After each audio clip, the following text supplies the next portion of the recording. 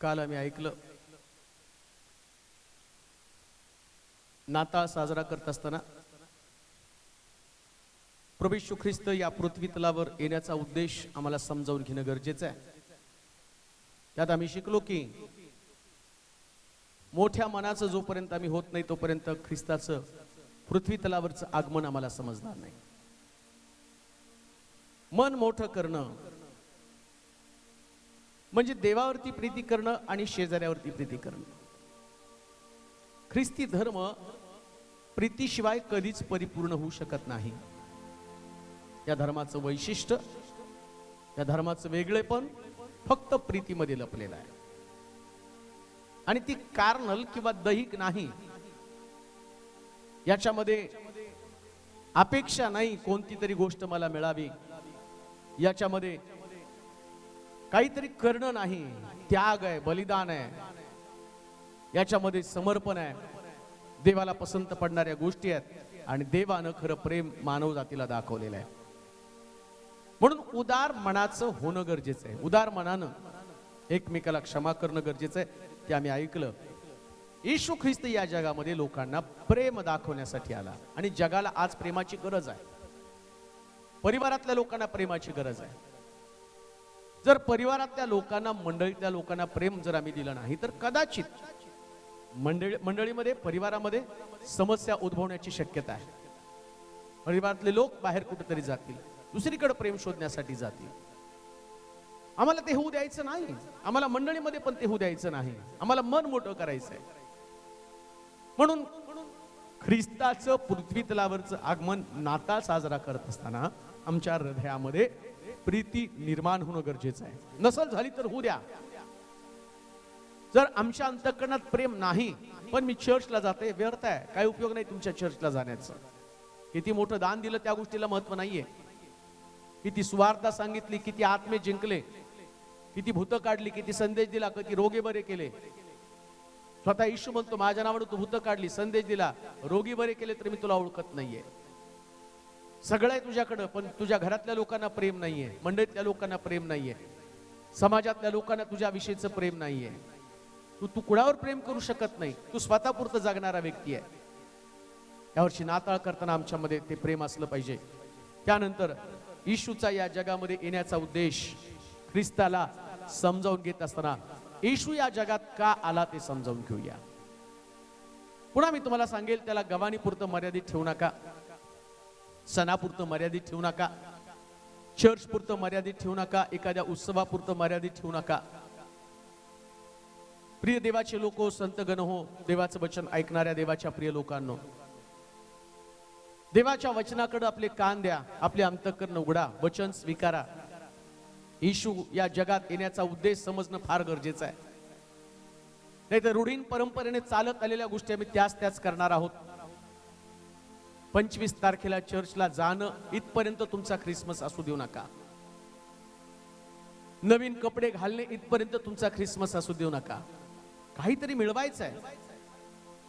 जगानं त्या गोष्टी, ती संधी गमावली. आम्हाला नाही ती संधी गमावायची. आम्हाला ती संधी साध्य करायची, ती संधी मिळवायची, प्राप्त करून घ्यायची. लुकाच्या शुभवर्तमानाच्या 3ऱ्या अध्यायाच्या 15 पासून 17 पर्यंतच्या वचनामध्ये प्रभू येशू ख्रिस्ताचा उद्देश या जगामध्ये तो का आला त्याचं रहस्य सांगितलं गेलेलं आहे. खरा नाताळ त्या लोकांना समजतं ज्यांना हे वचन समजतं. लुकाचं शुभवर्तमान 3रा अध्याय त्याचं 15 वचन. तेव्हा लोक वाट पाहत असत व हाच ख्रिस्त असेल काय असे सर्वजण योहानाविषयी आपल्या मनात विचार करीत असे. आणि योहान त्या सर्वांना सांगत असे, मी तुमचा बाप्तिस्मा पाण्यानं करतो, परंतु जो माझ्यापेक्षा समर्थ आहे, ज्याच्या पायतनाचा बंध सोडण्यास मी योग्य नाही, तो येत आहे. तो तुमचा बाप्तिस्मा आत्म्यानं व अग्नीनं करेल. योहानाकडे लोक पाहत होते की ज्या ख्रिस्ताची आम्ही वाट पाहत आहोत तो तर हा ख्रिस्त नाही का. त्याने योहानामध्ये ख्रिस्ताला शोधलं. या लोकांची चूक नाही, त्यांना ख्रिस्त आवश्यक होता, त्यांना ख्रिस्ताची गरज होती. आणि त्यांना माहिती होतं की ज्या ख्रिस्ताची आम्ही वाट पाहत आहोत तो लवकरच या पृथ्वी तलावरती येणार आहे. त्यांची गरज, त्यांची भूक आणि तहान या योहानाकडे त्याने व्यक्त केली. कदाचित योहानाला त्यांनी प्रश्न केला, ज्या ख्रिस्ताची वाट पाहतो तू ख्रिस्त तू नाहीस का? आणि योहानानं अगदी प्रामाणिकपणे नम्रतेनं त्या लोकांना स्पष्टपणे सांगितलं, ज्याच्या पायतनाचा बंद सोडण्याची माझी पात्रता नाही. असा तो ख्रिस्त आहे. ख्रिस्त या सगळ्यापेक्षा वेगळा आहे. वाट पाहणं चांगली गोष्ट आहे, शोधणं पण चांगली गोष्ट आहे, पण कोणामध्ये आम्ही ते शोधत आहोत ख्रिस्ताला? काय आज जगामध्ये याच्यापेक्षा वेगळी परिस्थिती आहे का? या ख्रिस्त जन्मोत्सवाच्या काळामध्ये आज अनेक लोक ख्रिस्ताला यातच शोधत आहेत. ते जगाच्या पद्धतीनं, जग ज्या पद्धतीनं नाताळ उत्सव साजरा करतात ना, त्यामध्येच ते त्यांना शोधतात. याच्यात तर ख्रिस्त नाही का? कशामध्ये ख्रिस्त आहे? 25 तारखेला चर्चला गेलं, सापडला मला ख्रिस्त. मग बाकीचे दिवस काय? सणामध्ये लोक ख्रिस्ताला शोधत आहेत. आणि काय त्यांची अवस्था होती माहिती का? सण साजरा करण्यासाठी मरिया, योसेफ, येशूची भावंड आणि येशूचे मित्र सगळेजण यरुशलेमेमध्ये गेले. आणि बायबल सांगतं, या सणातून परतताना त्यांच्या लक्षात आलं की येशूचा हात त्यांच्या हातातून निसटलेला आहे. कित्येक लोक सण साजरा करताना येशू निसटून गेला हे पण त्यांच्या लक्षात आलेलं नाहीये. ज्या पद्धतीने आम्ही सण साजरा करतो ना, ते डीजे लावून, काय त्याच्यामध्ये ख्रिस्त असणार आहे का? ज्या पद्धतीने आम्ही सण उत्सव साजरा करतो ना, थिएटर मध्ये जाऊन, काय त्याच्यामध्ये ख्रिस्त असेल का? ज्या पद्धतीने आम्ही सण साजरा करतो ना, एकमेकाशी वादविवाद भांडणं करून, काय त्याच्यात ख्रिस्त असेल का? बायबल या गोष्टीची परवानगी कधीच देत नाही प्रियांनो, कधीच नाही. नम्रतेने योहानानं सांगितलं, त्याच्या पायतनाचा बंद सोडण्याच्या सुद्धा मी लायकीचा नाहीये, पण तो येणार आहे. आता नीट ऐका. आणि जो येत आहे तो तुमचा बाप्तिस्मा पाण्याच्या द्वारे नव्हे तर पवित्र आत्म्याच्या द्वारे आणि अग्नीच्या द्वारे करणार आहे. ज्याला ख्रिस्त समजला ना, त्याला पवित्र आत्मा समजला. येशू ख्रिस्ताचा या जगामध्ये येण्याचा उद्देश, योहान पाण्यानं बाप्तिस्मा देत होता आणि येशूने त्यांना पवित्र आत्म्याचा बाप्तिस्मा दिला. येशू ख्रिस्त या पृथ्वी तलावरचं त्याचं काम संपलं, मरणातून पुनरुत्थी झाला, पाप्यांसाठी मेला, पुनरुत्थी झाला, स्वर्गात जाण्याचा समय आला. 40 दिवस पर्यंत सगळ्या शिष्यगणांना दर्शन देत तो फिरला. पुनरुत्थानानंतर 40 दिवस तो ख्रिस्त स्वर्गात डायरेक्ट गेला नाही. पुनरुत्थानानंतर ख्रिस्तानं स्वर्गात जायला पाहिजे, पण तो स्वर्गात गेला नाही. तो 40 दिवस पर्यंत पृथ्वी तलावरती शिष्यांना दर्शन देत फिरला. 40 दिवसापर्यंत सगळ्याला 500 लोकांना त्यानं दर्शन दिलं. 500 लोक शास्त्रामध्ये त्याचं वर्णन करण्यात आलेलं आहे. आणि मग तो म्हटला, मी जातो आणि तुमच्यासाठी कैवारी आत्मा पाठवतो. पित्यानं देव केलेली देणगी, पवित्र आत्मा तुमच्यावरती येईल, तुम्हाला सामर्थ्य प्राप्त होईल. यहूद्यात, शमरणात, जगाच्या कानाकोपऱ्यात तुम्ही माझे साक्षीदार राहाल. येशूचं पृथ्वी तलावरचं आगमन लोकांना पवित्र आत्मा त्याचं कार्य समजावं. पवित्र आत्मा पाण्याच्या बाप्तिस्मानंतर येशू ख्रिस्तावरती उतरून आला. मग काय येशू ख्रिस्त पवित्र आत्मा घेऊन नुसता बसला का? शास्त्र सांगतं, तो पवित्र आत्मा आल्याबरोबर काना गावात गेला आणि काना गावामध्ये जाऊन त्यानं पहिला चमत्कार, पाण्याचं रूपांतर द्राक्षरसामध्ये केलं. पवित्र आत्मा मजवरती आला, दिनांना शुभवर्तमान सांगण्यासाठी, धरून नेलेल्यांची सुटका करण्यासाठी, जाचलेल्यास मुक्त करण्यासाठी पवित्र आत्मा आला. आता जुन्या करारामध्ये पवित्र आत्मा येत होता आणि जात होता. आम्ही पाहतो तो वाऱ्यासारखा यायचा आणि वाऱ्यासारखा निघून जायचा. तो पवित्र आत्मा कायमस्वरूपी राहत नव्हता, कारण त्यांचा तो बाप्तिस्मा नव्हता. ते पवित्र आत्म्याचं येणं जाणं होतं. पवित्र आत्मा अजून लोकांना व्यापक स्वरूपामध्ये समजला नव्हता. शौलावरती तो आला, ज्या शौल गाढवी शोधण्यासाठी गेला, आणि आम्ही पाहतो की पवित्र आत्मा या ठिकाणात त्या शौलावरती पण आलेला आहे. त्यानेही पवित्र आत्म्याचा अनुभव घेतलेला आहे. संदेष्टांबरोबर तो वेगळ्या भाषेमध्ये बोलू लागला. त्यास ते शिष्य म्हणायला लागले की यांच्यामध्ये शौलामध्ये पण तो पवित्र आत्मा आलेला आहे, आमच्यासारखा आत्मा त्याच्यामध्ये आलेला आहे. आणि तो निघून जात होता. त्याच शौलामध्ये नंतर दुरात्मा पण आला. जो दुरात्मा काढण्यासाठी दाविदाला बोलवलं जात होतं, दावीद वाद्य वाजवायचा, मग शौलातला दुरात्मा निघून जात होता. सांगण्याचं तात्पर्य, जुन्या करारात पवित्र आत्मा येत होता आणि जात होता, पण नवीन करारामध्ये येशू ख्रिस्ताचं त्याचं शिक्षण व्यापक प्रमाणामध्ये त्याच्या शिष्यांना देऊ लागलेलं आहे, ज्याची आम्हाला गरज आहे. रात्रीच्या समयी निकोदेमस प्रभू येशू ख्रिस्ताकडे आला आणि त्यानं विचारलं, स्वर्ग राज्य मला मिळावं म्हणून मी काय केलं पाहिजे? तो म्हणतो, पाण्याने आणि आत्म्याने जन्मल्या वाचून कोणी देवाचं राज्य पाहू शकत नाही. खान देऊ नये का? नाताळ साजरा करण्याच्या अगोदर आज पहिला प्रश्न, पाण्याचा आणि आत्म्याचा जन्म झाला का? पाण्याचा जन्म झाला, बाप्तिस्मा मिळाला, पवित्र आत्म्यावर तुमचा विश्वास आहे का? पवित्र आत्म्याच्या सामर्थ्यावर तुमचा विश्वास आहे का? आणि तुम्ही म्हणाल पवित्र आत्मावरती माझा विश्वास आहे, माझा अन्य भाषेवरती विश्वास नाही का? आत्म्याच्या द्वारे कृपादान आमच्याकडे आहे. आत्म्याच्या द्वारे पवित्र आत्मा जर आला तर पवित्र आत्म्याच्या द्वारे विविध प्रकारची कृपादानं येतात. जर माझा पवित्र आत्म्यावरती विश्वास आहे तर त्याच्या कृपादानावरती पण माझा विश्वास असणं गरजेचं आहे. स्वर्ग राज्यामध्ये जाण्यासाठी पवित्र आत्म्याची पातळी ओलांडावी लागेल, पवित्र आत्म्याचा स्वीकार करावा लागेल. पवित्र आत्म्यावरती जर माझा विश्वास नाही तर मी कशा पद्धतीने नाताळ साजरा करू शकेल? कोण म्हणू शकतं की माझ्यामध्ये पवित्र आत्मा आणि पवित्र आत्म्याचं आणि पवित्र आत्मा माझ्यामध्ये आहे तर बाकीच्या गोष्टी त्या ठिकाणामध्ये मी स्वीकारत नाही? एक वचन वाचूया, करंथीकराचं पहिलं पत्र 12 अध्याय 4 पासून. कृपादानांचे निरनिराळे प्रकार आहेत तरी आत्मा एकच आहे. सेवा करण्याचे निरनिराळे प्रकार आहेत तरी प्रभू एकच आहे. कार्याचे निरनिराळे प्रकार आहेत तरी सर्वात कार्य करणारा देवच एकच आहे.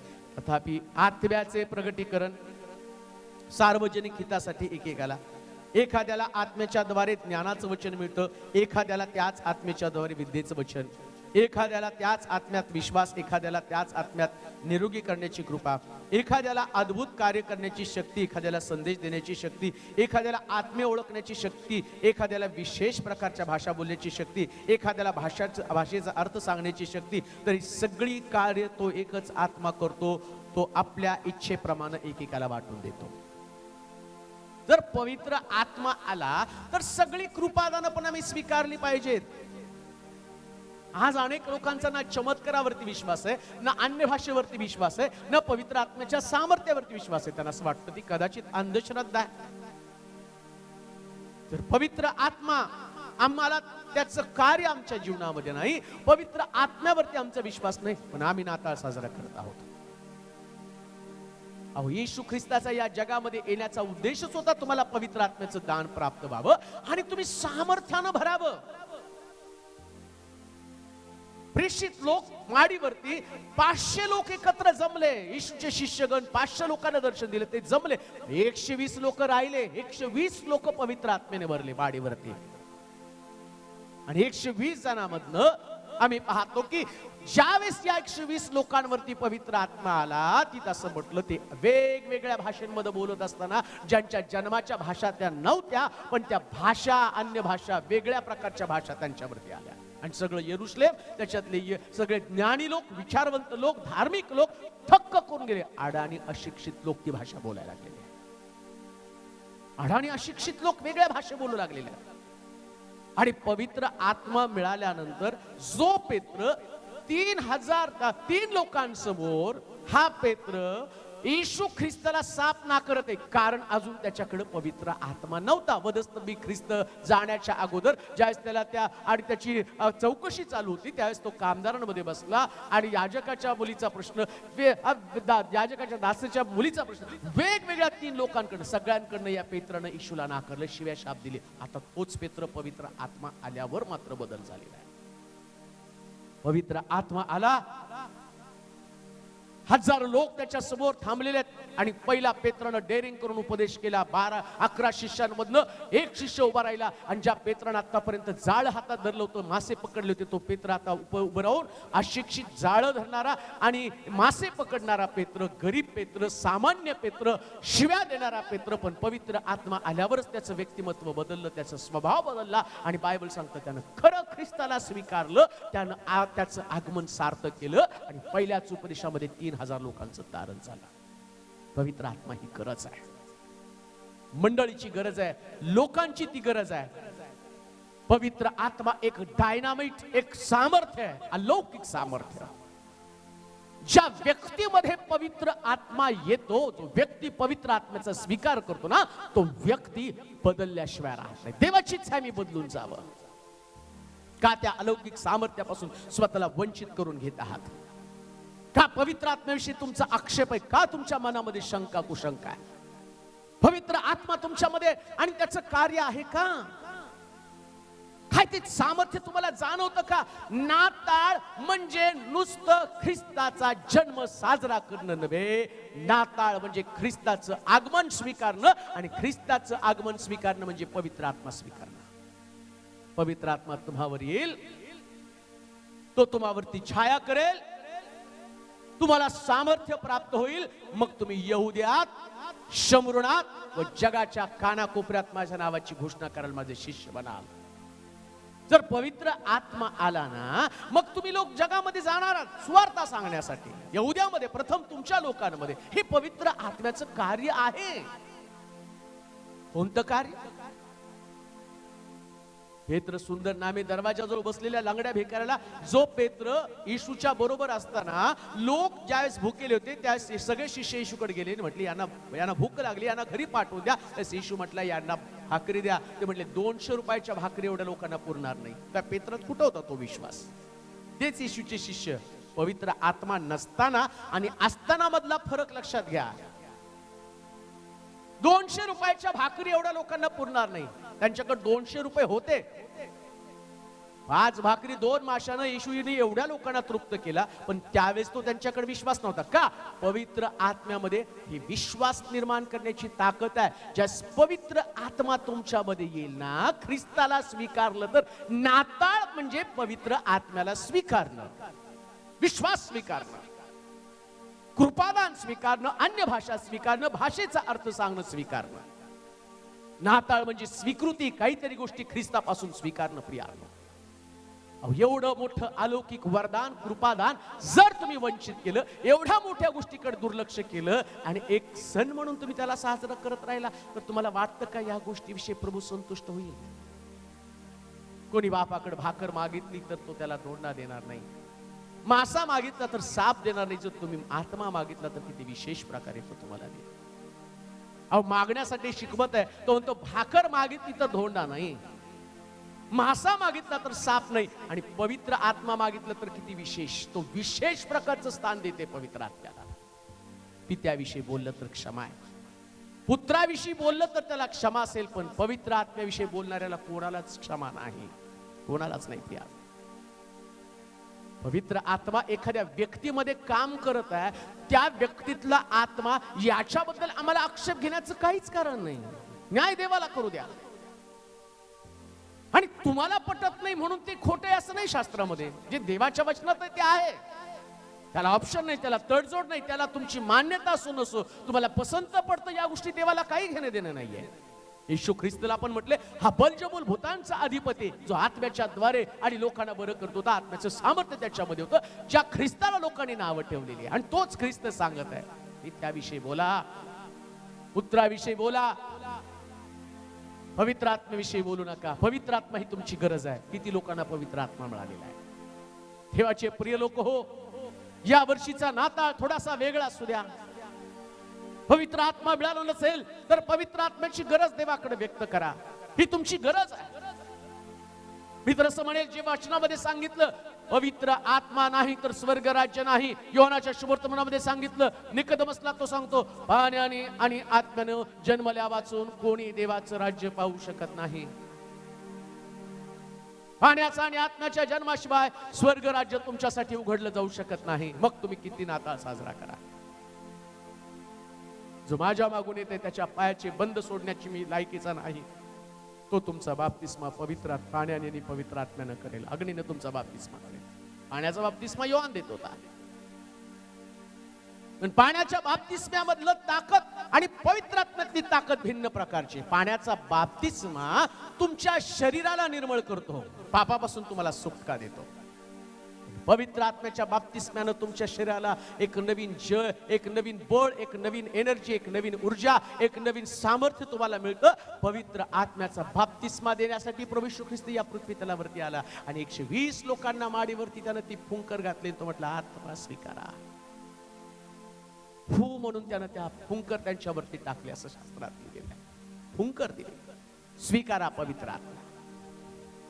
देवाचे प्रिय लोको, काय एवढ्या मोठ्या सामर्थ्याकडे दुर्लक्ष करून एक साधारण नाताळ तुम्ही साजरा करत आहात? का उद्देश विसरून गेलेला आहात? का प्रभूचं या पृथ्वी तलावरचं आगमन, त्याचं ध्येय तुम्ही हरवून बसलेलं आहात? आज दुःखाची गोष्ट आहे, कित्येक लोकांना या पवित्र आत्म्याविषयी त्यांचा संभ्रम आहे. काही लोकांना तर फक्त पवित्र आत्मा आशीर्वादापुरता माहिती आहे. देव बापाची प्रीती, प्रभू येशू ख्रिस्ताची कृपा, पवित्र आत्म्याची सहभागिता आशीर्वादापुरता पवित्र आत्मा नाही, तो मरेपर्यंत आमच्या बरोबर चालणारा, देवाचं सामर्थ्य वाहणारा आत्मा आहे. ख्रिस्तानं हाच आत्मा घेतला, याच आत्म्याच्या द्वारे त्यानं सैतानावरती मोठा विजय मिळवला. हे सैतानावरती विजय मिळवण्याचं एक फार मोठी ताकद आहे. पाण्यातनं वर आला, कबुतराच्या रूपानं पवित्र आत्माला अरण्यामध्ये पवित्र आत्मा त्याला घेऊन गेला. 40 दिवस 40 रात्र त्यानं तिथं उपवासाने प्रार्थना केल्या. 40 दिवस उपवास केले. 40 दिवसाचे उपवास संपल्यावर हा सैतान त्याला डोंगरावरती घेऊन गेला. जगाचं वैभव त्याला दाखवलं. मला नमन कर, वधस्तंभी जाण्याची गरज नाही, एका क्षणात हे जग तुला देऊन टाकतो, ज्याच्यासाठी ज्या उद्देशानं तू आलास. परंतु पवित्र आत्म्यानं या सैतानावरती मोठा विजय येशू ख्रिस्ताला मिळवून दिला. विजयापासून तुम्ही वंचित आहात, कारण तुम्हाला जय मिळत नाही, कारण तुमच्यामध्ये पवित्र आत्मा नाही. आणि पवित्र आत्मा तुमच्याकडे का नाही? कारण तुम्हाला त्याचं ध्येय समजलं नाही, येशू ख्रिस्ताचं पृथ्वी तलावरचं आगमन समजलं नाही. आणि कित्येक लोक, म्हणून म्हटलं, रविवारी त्या दिवशी 25 तारखेला चर्चमध्ये गेला, त्यांचा नाता संपला. ना पवित्र आत्मा माहिती, ना देवाचं सामर्थ्य माहिती आहे. ज्या दिवशी या पवित्र आत्म्याची अग्नी, त्याचं ताकद, त्याचं सामर्थ्य समजेल ना, त्या दिवशी व्यक्ती पहिल्यासारखा कधी राहणार नाही. प्रियानो, पेत्रासारखा बोलणेच धैर्य. सुंदर नामे दरवाजाजवळच्या भिकाऱ्याला पेत्र म्हणतो, माझ्याकडे सोनं रूप काही नाही, जे आहे ते मी तुला देत आहे. उठ, येशूच्या नावानं चालू लागला. 3 लोकांसमोर नाकारणारा पेत्र आता त्या लंगड्या भिकाऱ्याला सांगत आहे, माझ्याकडे आहे ते येशूचं नाव आहे. हे पवित्र आत्म्याची ताकद आहे, पवित्र आत्म्याचं सामर्थ्य. लंगडा आपल्या पायावरती उभा राहिला, उड्या मारत देवाच्या मंदिरामध्ये गेलेला आहे. आज पवित्र आत्मा नसल्या कारणानं मंदिराच्या बाहेर अजून त्याच प्रकारचे लोक पिढेनं भरलेले आहेत. पवित्र आत्मा येशूकडे होता, सभास्थानामध्ये गेला, कुबड्या स्त्रीकडे त्यानं पाहिलं, जा बाई, आपल्या विकारापासून मोकळ हो. त्या दुरात्म्याला त्यानं धमकवलं, त्या सैतानाला त्यानं धमकवलं, आणि ती बाई कुबडापासून मोकळी झालेली, मुक्त झालेली, कारण ती पवित्र आत्मा तिथं होता. आज मंडळीमध्ये सगळं आहे, पण पवित्र आत्मा नाहीये. काय त्या सेलिब्रेशनचा फायदा? काय त्या उत्सवाचा फायदा? पवित्र आत्मा या उद्देशानं येशू आला. तो म्हटला, योहान म्हणतो, मी तुमचा बाप्तिस्मा पाण्यानं करतो, पण जो माझ्या मागून येते तो तुमचा बाप्तिस्मा पवित्र आत्म्यानं करेल. काय पवित्र आत्म्याचा बाप्तिस्मा मिळाला का? पाण्याच्या बाप्तिस्म्याला तुम्ही महत्व दिलं. काही लोकांनी वचन ऐकून वचनाप्रमाणे पाण्याचा बाप्तिस्मा घेतला, पण पवित्र आत्म्याच्या बाप्तिस्म्याचं काय? बाप्तिस्मा म्हणजे नाहून निघणं, पाण्याखाली जाणं. तसं पवित्र आत्म्याचा बाप्तिस्मा म्हणजे आत्म्यामध्ये भिजणं, आत्म्याची कृपादान तुमच्यातनं बाहेर पडणं. सामर्थ्य, ते अलौकिक ताकद, ती जबरदस्त प्रकारची शक्ती जी पवित्र आत्म्यामध्ये प्रभूने ठेवलेली आहे, आणि तेच सामर्थ्य घेऊन आम्हाला जगाला दाखवायचंय. पवित्र आत्मा काय आहे? साधारण व्यक्तीपासून असाधारण गोष्टीकडे घेऊन जाणारा तो देवाचा आत्मा आहे. जो माझ्या मागून येतो तो तुमचा बाप्तिस्मा पवित्र आत्म्याने करेल. त्याच्या पायाचे बंद सोडण्याच्या लायकीचा मी नाही. योहानानं त्यांना येशूकडे पाठवलं. तो म्हटला, येशू येत आहे ना, तो 2000 वर्षापूर्वी आला, आता येत नाही, तो येऊन गेलेला आहे प्रियानो. आणि पवित्र आत्मा त्यांना 2000 वर्षापूर्वी पाठवला. स्वर्गारोहण झाल्या झाल्या पवित्र आत्मा आला. आजही पवित्र आत्मा या जगामध्ये काम करत आहे. पवित्र आत्मा मंडळांमध्ये काम करत आहे. पवित्र आत्मा व्यक्तिगत लोकांमध्ये काम करत आहे. परंतु या अनुभवात मी कुठे आहे? मी कुठे आहे? माझं अस्तित्व काय आहे? चर्चमध्ये एक साधारण व्यक्ती म्हणून मी जात आहे. योहानासारखं, जसं योहानाकडे लोक गेले होते, योहानामध्ये येशूला शोधण्याचा त्यांनी प्रयत्न केला, तसं आम्ही कोणामध्ये तरी येशूला पाहत आहोत का? शास्त्रात लिहिलेल्या गोष्टी सांगणारा व्यक्ती, त्याच्यात येशू आहे का? येशू पासून दूर आहे? देवाच्या वचनापासून दूर आहे? कोणी पण व्यक्ती जो देवाच्या वचनाशी फारकत घेणार असेल, तो किती मोठा व्यक्ती असू द्या, योहान म्हणतो मी स्वतः त्याच्या पायाचा बंद सोडण्याच्या लायकीचा नाही. किती मोठा व्यक्ती असेल, जर पवित्र आत्म्याचं शिक्षण देत नसेल तर त्याचा उपयोग नाहीये प्रियानो. कारण येशू पवित्र आत्म्याचा बाप्तिस्मा देण्यासाठी आलेला आहे. काय तुमच्या मंडळीमध्ये पवित्र आत्म्याचं शिक्षण आहे का? काय तुमची मंडळी पवित्र आत्म्याला मानणारी मंडळी आहे का? काय तुम्ही स्वतः व्यक्तिगतरित्या पवित्र आत्म्याचा अनुभव पावलेले लोक आहात का? काय पवित्र आत्म्याला तुम्ही प्रथम स्थान देणारे, पवित्र आत्म्याच्या सामर्थ्याला, येशूच्या अभिवचनांना, त्याची इच्छा पूर्ण करणाऱ्या लोकांपैकी तुम्ही आहात का? तुम्ही निकोदेमस सारखं रात्रीच्या समयी आला, येशू स्वर्गात जावं म्हणून मी काय करावं? निकोदेमस त्याच रात्री निघून गेला. कित्येक लोक संदेश ऐकून तिथंच आहेत, त्याच अवस्थेमध्ये ते आहेत. त्यांची अवस्था बदललेली नाही. वर्षामागून वर्ष हातातून निसटून चाललेले आहेत. ख्रिस्ताचं दुसरं आगमन आता लवकर होत असताना तो म्हणतो आत्मा नाही तर स्वर्ग राज्य नाही. किती गंभीर प्रकारची गोष्ट आहे. आमच्याकडे नाताळ आहे पण पवित्र आत्मा नाही. आमच्याकडे नवीन कपडे आहेत पण पवित्र आत्मा नाही. आमच्या घराला आम्ही रंगरंगोटी केलेली असेल परंतु पवित्र आत्म्यापासून आमचं घर वंचित असेल. आमच्या घरात नवीन फर्निचर असेल पण पवित्र आत्मा आमच्या घरामध्ये नसेल. आमच्या घरामध्ये सगळ्यात चांगल्या वस्तू आणल्या असेल, चांगलं फराळ आम्ही बनवणार असू, पण पवित्र आत्मा आणि त्याची कृपादानं, त्याची वरदानं, त्याचे फळं आमच्यामध्ये नसतील तर कदाचित आमचं परिवार, आमचं घर या देवाच्या कृपेपासून अंतरलेलं, देवाच्या साम्राज्यापासून अंतरलेलं, प्रभूच्या वचनापासून अंतरलेलं असेल. म्हणून येशू म्हणतो पाण्यानं आणि आत्म्यानं जन्मल्या वाचून कोणी देवाचं राज्य पाहू शकत नाही. देवाचं राज्य पाहायचंय तर तुम्हाला पवित्र आत्मा मिळवावाच लागेल. तुमची इच्छा असो अथवा नसो, तुम्हाला काय वाटतं काही नाही, या गोष्टीशी देवाला काही घेणं देणं नाही. बायबल सांगतं आत्मा मिळवणं गरजेचं आहे, म्हणजे गरजेचं आहे. आणि मित्र असं म्हणेल जो पवित्र आत्माच मिळवत नाही त्यानं कितीतरी मोठी गोष्ट गमावलेली आहे, सामर्थ्य गमावलेलं आहे. हो, जगातल्या लोकांना नाही, त्याला शिष्याला द्यायचं आहे. 500 लोकांपैकी 380 लोक निघून गेले, 120 लोक माडीवरती एकत्र जमले. आजही जगाची परिस्थिती तीच आहे. थोडके लोक पवित्र आत्म्याच्या सामर्थ्यावरती विश्वास ठेवत आहे आणि बाकीच्या लोकांना असं वाटतं पवित्र आत्मा म्हणजे पेंटिकॉस्ट. नाही हो, पवित्र आत्मा सगळ्याची गरज आहे. पेंटिकॉस्टल लोकांची गरज नाहीये. ती कोणी सांगितलं पेंटिकॉस्टल धर्म आहे? कोणी सांगितलं तो एक पंथ आहे? तो अनुभव आहे. पेंटिकॉस्ट एक अनुभव, 50व्या दिवसाचा तो अनुभव, ज्यानं पवित्र आत्म्याला स्वीकारलं, पवित्र आत्म्याच्या सामर्थ्यावर विश्वास ठेवला, ज्यांनी पवित्र आत्म्याची वाट पाहिली, एकत्र जमले माडीवरती ख्रिस्तानं सांगितलेल्या वचनावरती विश्वास ठेवून जोपर्यंत पवित्र आत्मा येत नाही तोपर्यंत त्यांनी वाट पाहिली आणि त्यांनी तो मिळवला. देवाचे प्रिय लोक, मिळवा मिळवा पवित्र आत्मा. आता गप्प बसू नका. बस झालं सेलिब्रेशन सेलिब्रेशन, उत्सव उत्सव, कपडे आणि विशिष्ट दिवसाचं महत्व. याच्या पलीकडे जाऊन कोणत्या उद्देशासाठी ख्रिस्त आला? तो म्हणतो पवित्र आत्म्याचा बाप्तिस्मा देण्यासाठी मी आलेलो आहे. बाप्तिस्मा मिळूया पवित्र आत्म्याचा. जाऊया पवित्र आत्मा ज्या ठिकाणामध्ये मला मिळणार आहे त्या ठिकाणाकडे जाऊन तो अभिषेक स्वीकारण्यासाठी मी तयार होणार आहे.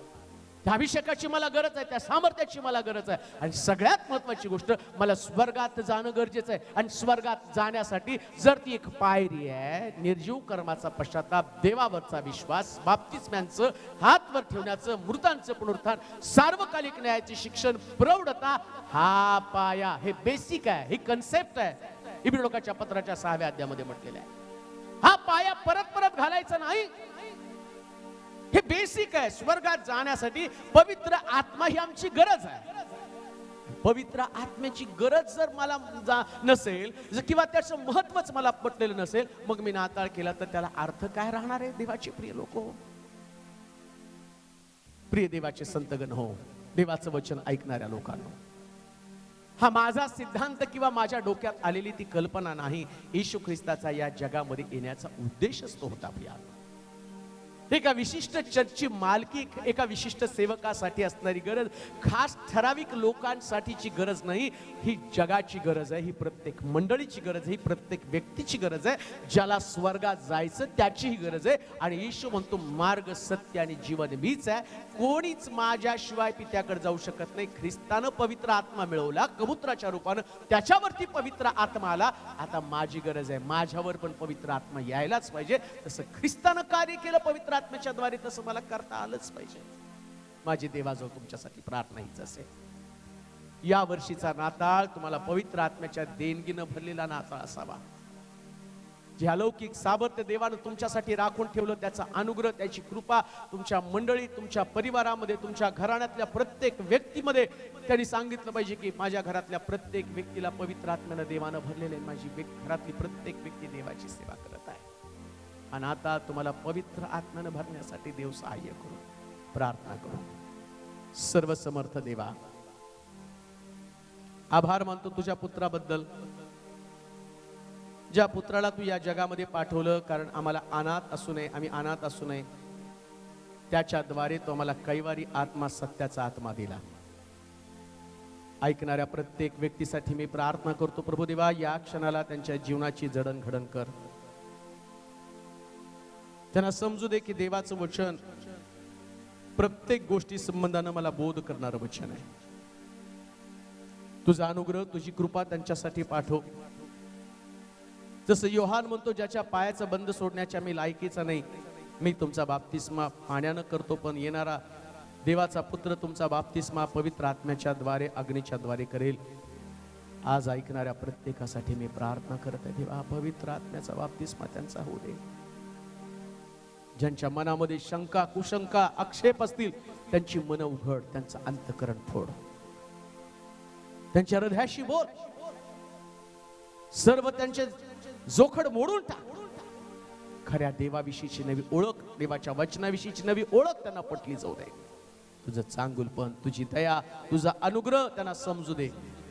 परंपरेचा, रूढींचा नाताळ नव्हे तर तुझ्या वचनांचा नाताळ, ख्रिस्त जन्मोत्सव साजरा करण्यासाठी प्रत्येकाचे अंतर्चक्षु प्रकाशित कर. कोणाला रिक्त सोडू नकोस. सर्वांना पीडामुक्त, प्रश्नमुक्त, भयमुक्त, आजारपणातून त्यांना सोडव देवा. त्यांच्या परिवारातल्या समस्या तो सोडवून त्यांना नवा आनंद, जगाला होणारा आनंद त्यांना तू बहाल कर.